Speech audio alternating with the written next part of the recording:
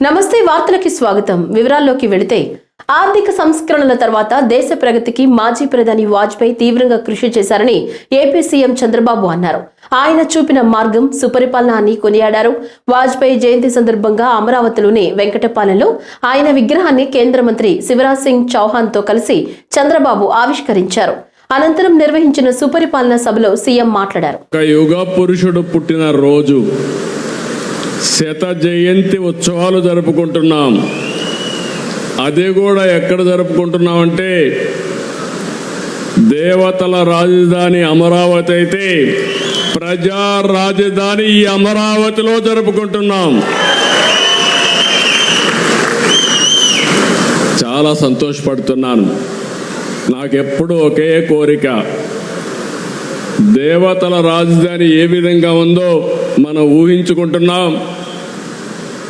అందులో ఒక నమూనాగా ఈ అమరావతి ప్రజా రాజధానిగా ప్రపంచం మొత్తం గుర్తుపెట్టే విధంగా చేయడమే నా ఆలోచన, నా ధ్యేయం. దానికోసమే పనిచేస్తున్నా. ఏపీ రాజధాని అమరావతిలో మాజీ ప్రధాని వాజ్పేయి విగ్రహాన్ని సీఎం చంద్రబాబు, కేంద్ర మంత్రి శివరాజ్ సింగ్ చౌహాన్ ఆవిష్కరించారు. వాజ్పేయి జయంతిని పురస్కరించుకుని వెంకటపాలెంలో ఏర్పాటు చేసిన 13 అడుగుల కాంస్య విగ్రహాన్ని ఆవిష్కరించారు. ఈ కార్యక్రమంలో కేంద్ర మంత్రులు పెమ్మసాని చంద్రశేఖర్, భూపతిరాజు శ్రీనివాస వర్మ, భాజపా రాష్ట్ర అధ్యక్షుడు పివిఎన్ మాధవ్ తదితరులు పాల్గొన్నారు.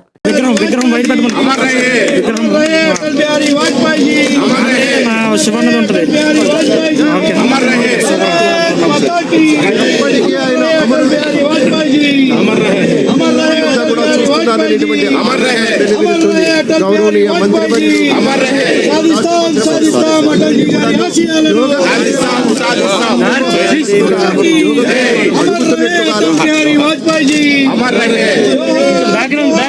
మంగళగిరిలో క్రిస్మస్ వేడుకలు ఘనంగా నిర్వహించారు. రంగురంగుల స్టార్లతో పండుగ వాతావరణాన్ని సృష్టించారు. యువకులు వీధి వీధిన వాడవాడలా కోలాహలంగా సందడి చేయడంతో ప్రాంతమంతా భక్తి వాతావరణం సంతరించుకుంది. ఈ సందర్భంగా ఆయా మందిరాల్లో సేవకులు, విశ్వాసులు క్రిస్మస్ పాటలు పాడుతూ ప్రార్థనలు నిర్వహిస్తూ క్రీస్తు జన్మ సందేశమైన ప్రేమ, శాంతి, సేవా భావాలను ప్రజలకు తెలియజేస్తూ క్రిస్మస్ శుభాకాంక్షలు తెలియజేశారు.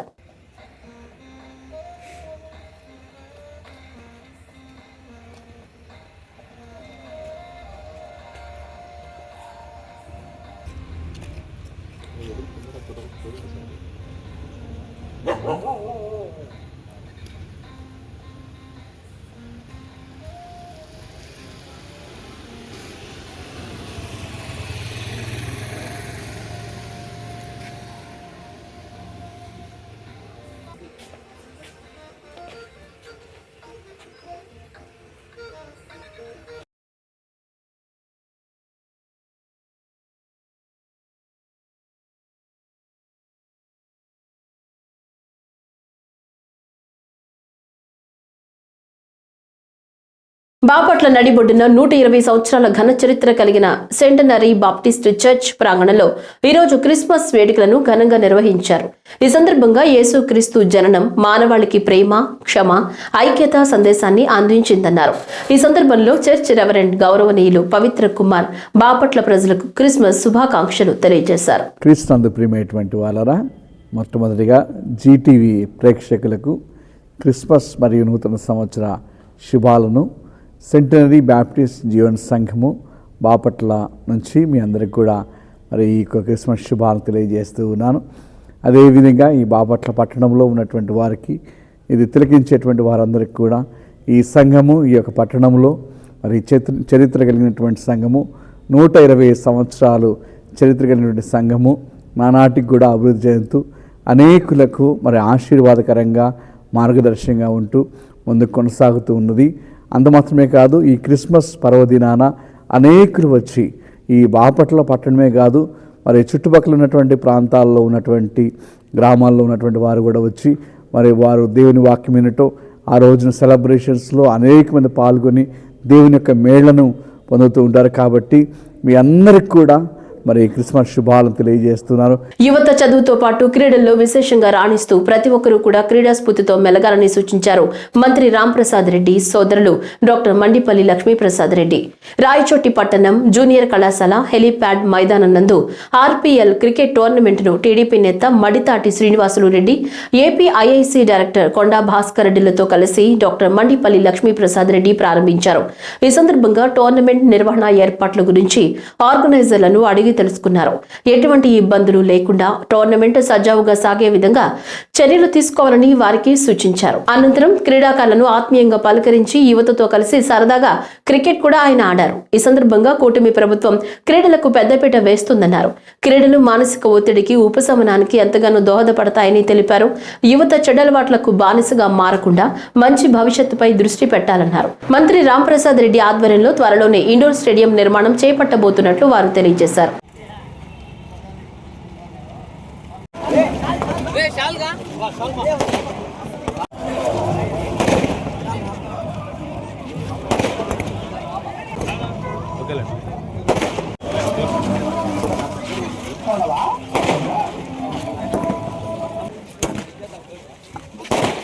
Please come on, do leaders.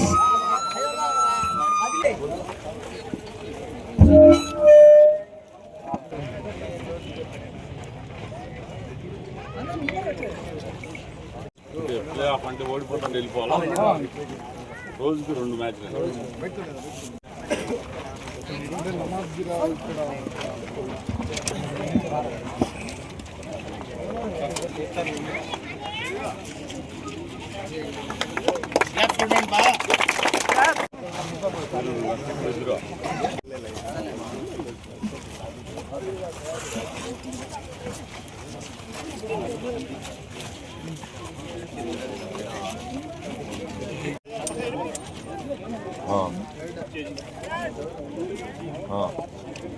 తెలుసు మదన్పల్లె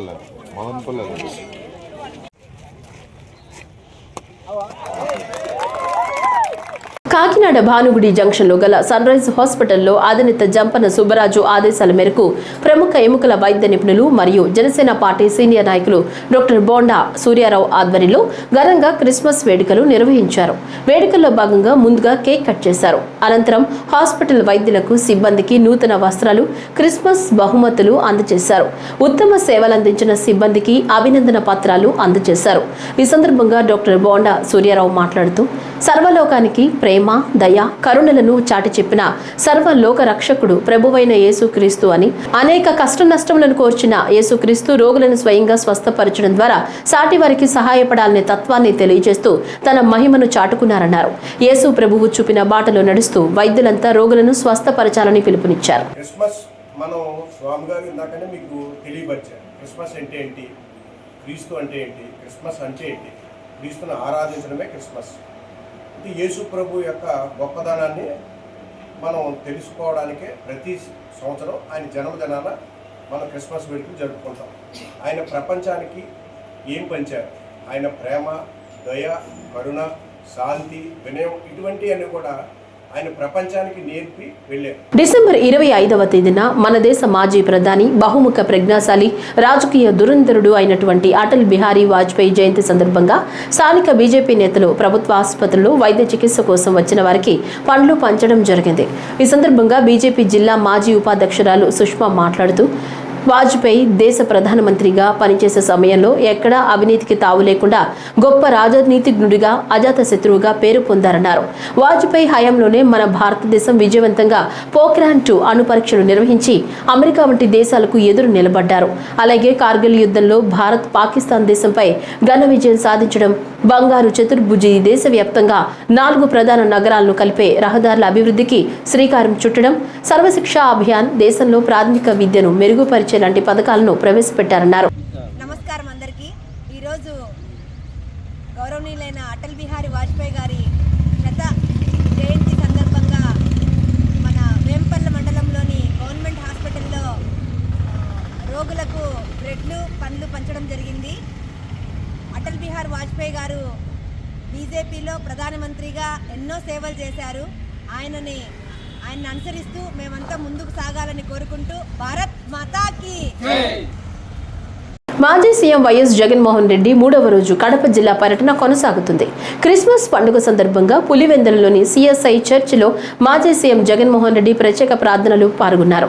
అనంతరం కుటుంబ సభ్యులతో కలిసి జగన్మోహన్ రెడ్డి క్రిస్మస్ కేక్ ను కట్ చేశారు. ఈ కార్యక్రమంలో జగన్మోహన్ రెడ్డి సతీమణి వైఎస్ భారతి, ఆయన తల్లి వైఎస్ విజయమ్మ, ఎంపీ అవినాష్ రెడ్డి పాల్గొన్నారు.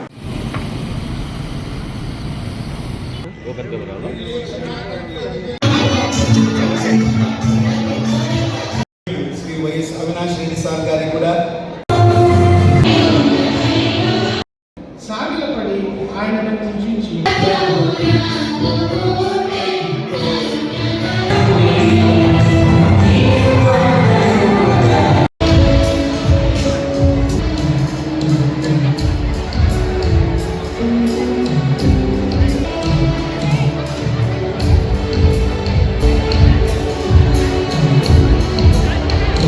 రాష్ట్రాన్ని అప్పుల పాలు చేసి కూటమి ప్రభుత్వం రాష్ట్రాన్ని పూర్తిగా నిర్వీర్యం చేసిందని రాయచోటి మాజీ ఎమ్మెల్యే గడికోట శ్రీకాంత్ రెడ్డి ఆరోపించారు. ఈ సందర్భంగా రాయచోట్లోని వైసీపీ కార్యాలయంలో ఏర్పాటు చేసిన మీడియా సమావేశంలో ఆయన మాట్లాడుతూ గత వైసీపీ ప్రభుత్వంలో రాష్ట్రాన్ని అప్పుల పాలు చేశారని కూటమి నాయకులు ఆరోపించడం చాలా విడ్డూరంగా ఉందన్నారు. ఎన్నో విపత్కర పరిస్థితుల్లో జగన్మోహన్ రెడ్డి ప్రజలకు సంక్షేమ పథకాలు అందించి కేవలం 3,26,000 కోట్ల రూపాయలు మాత్రమే అప్పు చేశారని అసెంబ్లీలో కూడా ఆన్ రికార్డులో ఉందన్నారు. ప్రస్తుతం కూటమి ప్రభుత్వం ప్రజలకు సంక్షేమ పథకాలు ఇవ్వకుండా కేవలం 18 నెలల్లోనే 2,78,000 కోట్ల రూపాయలు అప్పులు చేశారని ఆయన పేర్కొన్నారు. జగన్మోహన్ రెడ్డి ప్రజలకు సంక్షేమ పథకాలు అందించిన ఎన్నో ప్రభుత్వ ఆస్తులు డెవలప్మెంట్ అయ్యాయని, ప్రస్తుతం కూటమి ప్రభుత్వంలో ఏ సంక్షేమ పథకాలు ఇవ్వకపోయినా ఎందుకింత అప్పయిందని శ్రీకాంత్ రెడ్డి సూటిగా ప్రశ్నించారు. అంతకుముందు వైఎస్ఆర్సీపీ అధికారంలో ఉన్నప్పుడు రాష్ట్రాన్ని అప్పుల పాలు చేశారని మాట్లాడారు. నేను ఒక్కటే మిమ్మల్ని అడుగుతున్నా, మీరంతా కూడా చదువుకున్న వాళ్ళు ఉన్నారు కదా, మీకు కూడా ఆర్థికవేత్తలు ఉన్నారు కదా, మీ అందరూ కూడా ఒకసారి చర్చకు రండి, మేము వస్తామని చెప్పి ఎన్నోసార్లు మాట్లాడు మళ్ళీ సవాల్ చేస్తున్నాం. 5 సంవత్సరాలలో అంత సంక్షేమం ఇచ్చి కరోనా లాంటి విపత్కర పరిస్థితులు వచ్చినా కేవలం 3,26,000 కోట్లు మాత్రమే ఆ ప్రభుత్వంలో అప్పు చేసింది అన్నటువంటిది అన్ని రికార్డ్స్ కూడా ఆన్ రికార్డ్ ఆఫ్ అసెంబ్లీ రికార్డుతో సహా ప్రతి దాంట్లో కూడా వచ్చింది. కానీ అప్పుడు ఎన్నికలలో లబ్ధి పొందడం కోసం ఈ రాష్ట్రాన్ని అప్పులపాలు చేశారు. 10 లక్షల కోట్లు 15 లక్షల కోట్లు చేసేశారు, వడ్డీలే అంతా ఇది అన్నటువంటి హంగామా చేసినటువంటి ఈ వ్యక్తులు ఈ రోజు సంక్షేమం ఇవ్వకుండా రాష్ట్రాన్ని నిర్వీర్యం చేస్తూ ఇప్పుడు ఈ 18 నెలల్లోనే 2,78,000 కోట్లు అప్పులు చేస్తూ ప్రతి మంగళవారం 5,000 కోట్లు 10,000 కోట్లు అని చెప్పుకుంటూ ఎక్సైజ్తో సహా అన్నింటినీ కూడా తాకట్టు పెట్టి రాష్ట్రానికి సంబంధించినటువంటి అన్ని కూడా నిర్వీర్యం చేస్తూ అప్పుల పాలు చేస్తూ ఈ రాష్ట్రాన్ని సర్వనాశనం చేస్తున్నటువంటి వ్యక్తులు వీళ్ళు. ఆ రోజు వైఎస్ఆర్సీపీ ప్రభుత్వంలో ఏది చేసినా ప్రజలకు రాష్ట్రానికి ఆస్తి క్రియేట్ అయ్యేది. ఒక పక్కన స్కూల్ డెవలప్ చేసినా, మరొక పక్క హాస్పిటల్స్ డెవలప్ చేసినా, మరొక పక్క పేదవాళ్ళకు పట్టాలు ఇచ్చినా, పేదవాళ్ళకి పక్క గృహాలు ఇచ్చినా, ఏం చేసినా ఆస్తి డెవలప్ అయ్యేది. ఈ రోజు పర్మనెంట్ ఆస్తులు అన్నటువంటిది ఏది డెవలప్ చేయకుండా 2,70,000 కోట్లు ఎందుకు అప్పు చేసేసారు? మీరే అప్పు పాలు చేసింది గత ప్రభుత్వమా అన్నటువంటిది ఒకసారి మిమ్మల్ని గట్టిగా ఆలోచన చేయమంటున్నా, ప్రజలు కూడా ఆలోచన చేయమంటున్నా. గతంలో అంత సంక్షేమం ఇచ్చిన, అంత అభివృద్ధి చేసిన రాష్ట్రాన్ని జగన్మోహన్ రెడ్డి గారు అప్పుల పాలు చేయలేదు. అప్పుల పాలు చేస్తున్నటువంటిది ఇప్పటి కూటమి ప్రభుత్వం, ఇప్పటి చంద్రబాబు నాయుడు గారు, జనసేన, బీజేపీ కలిసి పోటీ చేసినటువంటి ఈ కూటమి ప్రభుత్వం రాష్ట్రాన్ని సర్వనాశనం చేస్తున్నారు. ముమ్మిడివరం పోలీస్ స్టేషన్లో అమలాపురం డీఎస్పీ ప్రసాద్ ఆకస్మిక తనిఖీలు నిర్వహించారు. ఈ సందర్భంగా పోలీస్ స్టేషన్లోని కేసు రికార్డులు, దర్యాప్తు పురోగతిని ఆయన స్వయంగా పరిశీలించారు. తనిఖీల అనంతరం డీఎస్పీ ప్రసాద్ మాట్లాడుతూ పోలీస్ స్టేషన్లో కేసుల దర్యాప్తు గతంతో పోలిస్తే మరింత మెరుగుపడిందని తెలిపారు. ఇక్కడ హైవేపై రోడ్డు ప్రమాదాలు ఎక్కువగా జరుగుతున్నాయి. ర్యాష్ డ్రైవింగ్, మద్యం తాగి వాహనాలు నడపడం వల్ల ఇలా జరుగుతుంది. రోడ్డు ప్రమాదాలను అరికట్టేందుకు తగిన చర్యలు తీసుకుంటామని అన్నారు. 2022-23 సంవత్సరాల్లో నమోదైన 2 హత్యల కేసుల దర్యాప్తు కీలక దశకు చేరుకుందని, ఇప్పటికే పలు ఆధారాలు సేకరించామని చెప్పారు. ఇక సంక్రాంతి పండుగ సీజన్ ప్రారంభం కానున్న నేపథ్యంలో జిల్లాలో ఎక్కడా కోడి పందాలు, జూదాలు, గుండాటలు, పేకాట వంటి అక్రమ కార్యకలాపాలకు అవకాశం ఇవ్వబోమని డీఎస్పీ స్పష్టం చేశారు. ముమ్మడివరం పోలీస్ స్టేషను ఇన్స్పెక్షన్ చేయనిమిత్తం ఈరోజు ఇక్కడ ముమ్మడివరం పోలీస్ స్టేషన్కి రావడం జరిగింది. పోలీస్ స్టేషన్ రికార్డ్స్ అన్ని పరిశీలించడం జరిగింది. కేసుల దర్యాప్తు ఎలా జరిగింది, గతంలో ప్రస్తుతం ఎలా జరుగుతుంది, పురోగతి ఎలా ఉంది, వాటి విషయం మీద తగు సూచనలు, సలహాలు, ఇన్స్ట్రక్షన్స్ ఇవ్వటం జరిగింది ఎస్ఐకి. దొంగతనాల కేసులు కూడా చాలా వరకు ఇక్కడ డిటెక్ట్ అయినాయి. ఇంకా కొన్ని దొంగతనాల కేసులు డిటెక్ట్ అవ్వాల్సి ఉంది. ఎస్ఐ గారు ప్రత్యేకంగా ఇక్కడ 2 విషయాల మీద శ్రద్ధ పెట్టవలసి ఉంది. ఈ పోలీస్ స్టేషన్ సంబంధించిన ఒకటి రోడ్డు యాక్సిడెంట్స్, రెండవది దొంగతనాలు. ఈ 2 మీద కూడా మరింత శ్రద్ధ వహించి ఆ నేరాలు జరగకుండా తీసుకోవాల్సిన జాగ్రత్త గురించి శ్రద్ధ పెట్టాలి. ముఖ్యంగా రోడ్డు యాక్సిడెంట్స్ బాగా జరుగుతున్నాయి, డెత్స్ అవుతున్నాయి. ముమ్మడివరం పోలీస్ స్టేషన్లోనే ఎక్కువ అవుతున్నాయి. పోలీస్ స్టేషన్ లిమిట్స్లో ఇక్కడ ఉన్నటువంటి రోడ్ల యొక్క పరిస్థితి, కర్వ్స్ ఎక్కువ ఉన్నాయి, నేషనల్ హైవే లైటింగ్ లేకపోవటం, చుట్టూ చెట్ల వలన రాత్రిపూట చీకటిగా ఉండటం, అలాగే 2 వీలర్స్ వాళ్ళు కూడా చాలా వేగంగా వెళ్ళటం, ఈ కారణం చేత డ్రంక్ అండ్ డ్రైవింగ్ వలన ఈ కారణాల చేత ఇక్కడ బాగా యాక్సిడెంట్స్ ఎక్కువ జరుగుతున్నాయి. కాబట్టి ప్రత్యేకంగా దాని మీద శ్రద్ధ పెట్టి ఎటువంటి యాక్సిడెంట్స్ జరగకుండా ప్రివెంటివ్ స్టెప్స్ తీసుకోమని వారికి తగు సూచనలు ఇవ్వడం జరిగింది. 2022లో జరిగిన మర్డర్ కేసు ఇంకా డిటెక్ట్ కాలేదు. అది దాని మీద దర్యాప్తు ఇంకా కొనసాగుతుంది. దాంట్లో ఇంకా కొంత టెక్నికల్ సపోర్ట్ అది మాకు ట్రై చేస్తున్నాము. తర్వాత 23లో జరిగిన మర్డర్ కేసు కూడా అది కూడా డిటెక్ట్ అవ్వలేదు. యాక్చువల్గా సంక్రాంతి రాబోతోంది. ఈ సంక్రాంతి సందర్భంగా మేము ఎట్టి పరిస్థితుల్లోనూ కాక్ ఫైట్స్ కానీ గ్యాంబ్లింగ్స్ కానీ ఆడకుండా మేము తగు చర్యలు తీసుకుంటాము. ఎట్టి పరిస్థితుల్లోనూ ఎవరు కూడా గ్యాంబ్లింగ్స్ ఆడటం, కాక్ ఫైట్స్ చేయడానికి మాత్రం మేము అలౌ చెయ్యము. ఎవరైనా కాక్ ఫైట్స్ కానీ గ్యాంబ్లింగ్స్ కానీ చేసినట్టయితే ఖచ్చితంగా వారి మీద కఠిన చర్యలు తీసుకోవడం జరుగుతుంది. వాటి మీద రైడ్ చేయవలసిందిగా, దొరికిన వాళ్ళని దొరికినట్టు కేసులు పెట్టవలసిందిగా మేము ఎస్ఐలకి తగు ఇన్స్ట్రక్షన్స్ ఇవ్వడం కూడా జరిగింది. ఈ మధ్య కాలంలో ముఖ్యమంత్రి చంద్రబాబు నిజాయితీ పరుడని, అందరినీ నమ్మించే కొత్త నైపుణ్యం ప్రదర్శిస్తున్నారని మాజీ మంత్రి కురసాల కన్నబాబు పేర్కొన్నారు. కాకినాడ రూరల్ రమణయ్యపేట ఆయన స్వగృహంలో మీడియా సమావేశం నిర్వహించారు. ఈ సందర్భంగా మాట్లాడుతూ చంద్రబాబు అధికార దుర్వినియోగానికి పాల్పడుతున్నారని ఆరోపించారు. తను చేసిన స్కిల్ స్కామ్ను, ఫైబర్ నెట్ స్కామ్లను పక్కదోవ పట్టిస్తున్నారని, నిజాలు నిగ్గు తేల్చే విషయంలో కేసు మొత్తం నీరు గారుస్తున్నారని విమర్శించారు. అధికారులు బెదిరించి చంద్రబాబుపై ఉన్న కేసులన్నీ మాఫీ చేసే ప్రయత్నం చేస్తున్నారని కన్నబాబు ఆరోపించారు. ఫిర్యాదుదారుల్ని, సాక్షులను బెదిరిస్తున్నారన్నారు. ఏపీ ఫైబర్ నెట్లో సుమారు 300 కోట్లు స్కామ్ చేశారని విమర్శించారు. సిమెన్స్, డిజెంటెక్ కంపెనీల డోళ్ల కంపెనీలకు నిధులు మళ్లించడంలో అసలు నిజాలు బయటపడ్డాయని, ఈ నిజాలన్నీ ఈడీ బయటపెట్టిందన్నారు. ప్రభుత్వం మారినప్పుడల్లా మిస్టేక్ ఆఫ్ ఫ్యాక్ట్స్ మారిపోతాయా అని విమర్శించారు. మన రాష్ట్ర ముఖ్యమంత్రి చంద్రబాబు నాయుడు గారు అన్నిటికీ నేనే సృష్టికర్తనని ఇప్పుడు చెప్పుకుంటూ ఉంటారు. అది కంప్యూటర్ అవ్వచ్చు, లేకపోతే ఇంకొక డెవలప్మెంట్ వ్యవహారం అవ్వచ్చు, ఏదైనా సరే నేనే సృష్టించాను అని సత్యానాథుల దగ్గర మొదలుకొని ఎవరన్నా ఆటగాడు ఒక మెడల్ కొడితే కూడా అది నాదే అని చెప్పే చంద్రబాబు నాయుడు గారు మళ్ళీ ఈ దేశానికి ఇంకొక మార్క్, కొత్త విధానం ఒకటి పరిచయం చేస్తూ ఉన్నారు. అదేంటంటే అధికారంలో ఉన్నవాళ్ళు ముఖ్యమంత్రి సీట్లో కూర్చుని అంతకుముందు వాళ్ళ మీద ఏదైనా కేసులు ఉంటే వాళ్ళే తీసేసుకోవచ్చు అనే కొత్త విధానాన్ని ఈయన ప్రవేశపెడతా ఉన్నాడు. ఈయన తాను చాలా నిజాయితీ పరుణ్ణని నమ్ముతూ ప్రజలందరినీ నమ్మించాలనే ప్రయత్నం నిరంతరం చేస్తూ ఉంటారు. వాళ్ళ కొత్తగా ఈయన స్కిల్స్ అన్నీ ఒకటి బయటపడతా ఉన్నాయి. ఇప్పుడు కొత్త స్కిల్ ఏంటంటే అవినీతి చేసేది ఆయనే, విచారణ జరిపేది ఆయనే, తీర్పులు ఇచ్చుకునేది ఆయనే, కేసులు మూసేసుకునేది కూడా ఆయనే. ఇది కొత్త స్కిల్. ఇది ఇంతకుముందు ఎప్పుడు ఈ స్కిల్ ఆయన ప్రదర్శించలేదు. తాజాగా తీసుకొచ్చిన ఈ నైపుణ్యం ఏంటంటే తన మీద ఉన్న తీవ్రమైన ఆరోపణలు, జైలుకి వెళ్ళిన కేసును కూడా ఆయనే దీన్ని నీరుగార్చుకునే ఒక కొత్త విధానాన్ని ప్రవేశపెట్టుకున్నాడు. దీన్ని బట్టి మనకు చూస్తే ఏమర్థమవుతుందంటే ఈ రాష్ట్రంలో రాజ్యాంగం అనే దానికి విలువ లేదు. ఈ రాష్ట్రంలో రాజ్యాంగానికి కట్టుబడి పరిపాలన చేస్తామని ప్రమాణం చేసిన చంద్రబాబు నాయుడు గారు ప్రజాస్వామ్య వ్యవస్థలకి కనీస విలువ కూడా ఇవ్వకుండా మొత్తం వ్యవస్థలన్నింటినీ కూడా నిర్వీర్యం చేసే పరిస్థితి తీసుకొచ్చారని మనకు అర్థమవుతుంది.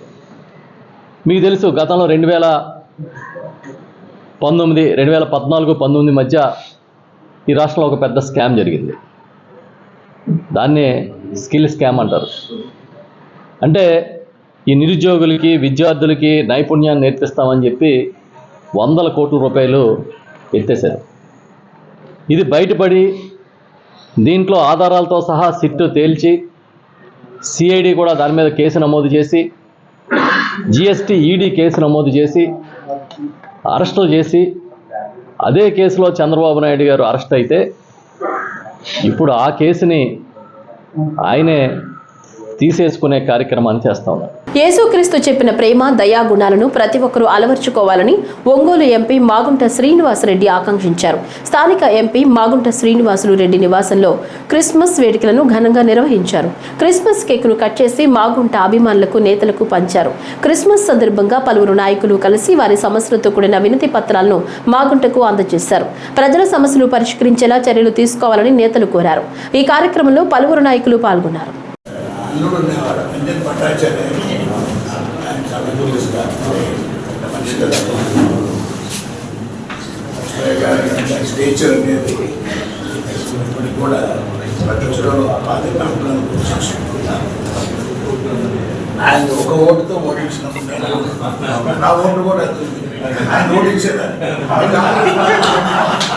కాంగ్రెస్ పార్టీలో ఉన్నాం కదా, పార్టీ చెప్పినట్టు ఓటేయాలి. ఆయన ఒక ఓట్లో పోయినాడు, అయ్యో అని అనుకున్నాం. మనం చేయలేండి, పార్టీలో ఉంటే పార్టీ చెప్పినట్టు పోవాలి.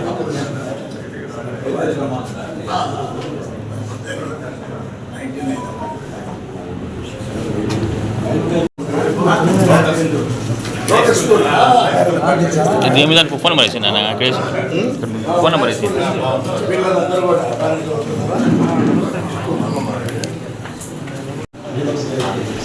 ఓకే.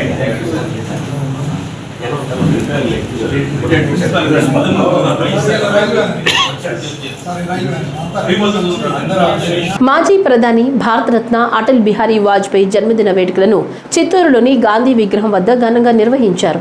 ఈ కార్యక్రమాన్ని బీజేపీ జిల్లా అధ్యక్షులు జగదీశ్వర్ నాయుడు, 37వ డివిజన్ ఇన్ఛార్జ్ జి షణ్ముగం ఆధ్వర్యంలో వాజ్పేయి చిత్రపటానికి పూలమాల వేసి ఘనంగా నివాళులర్పించారు. ఈ సందర్భంగా అధ్యక్షుడు జగదీశ్వర్ నాయుడు మాట్లాడుతూ 4 ప్రధాన నగరాలకు జాతీయ రహదారులను అనుసంధానం చేసిన ఘనత అటల్ బిహారీ వాజ్పేయి అని కొనియాడారు.